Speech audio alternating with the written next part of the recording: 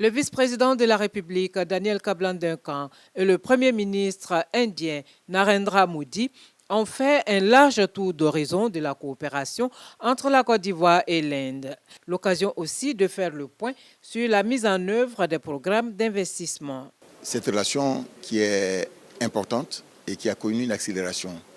À titre d'exemple, nous avions les échanges commerciaux qui étaient à 358 millions donc, de dollars et qui sont passés à 850 millions de dollars. Vous voyez donc l'évolution.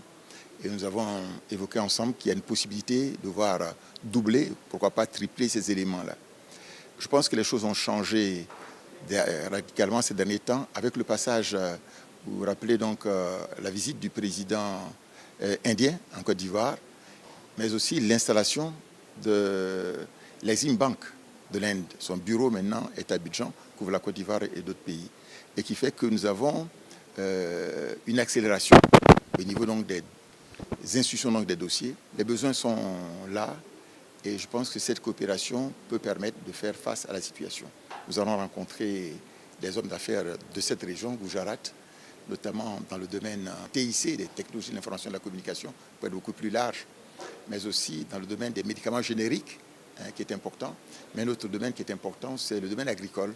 Disons que la conservation des produits agricoles, mais aussi la transformation des produits agricoles. On doit pouvoir accélérer les différents dossiers qui sont déjà en cours, mais aussi dans les secteurs que je vous ai indiqués, il y a de nouveaux dossiers que la Côte d'Ivoire va introduire. Il a indiqué donc la disponibilité, disons, de l'Inde de manière globale, et notamment de l'Exim Bank de l'Inde, qui est leur instrument financier, à examiner ces dossiers de manière à ce qu'on aille de l'avant. Le vice-président a également échangé avec le ministre en chef résident de l'État de Gujarat, Vijay Rupani, sur les opportunités d'investissement en Côte d'Ivoire, notamment dans le domaine de l'agriculture.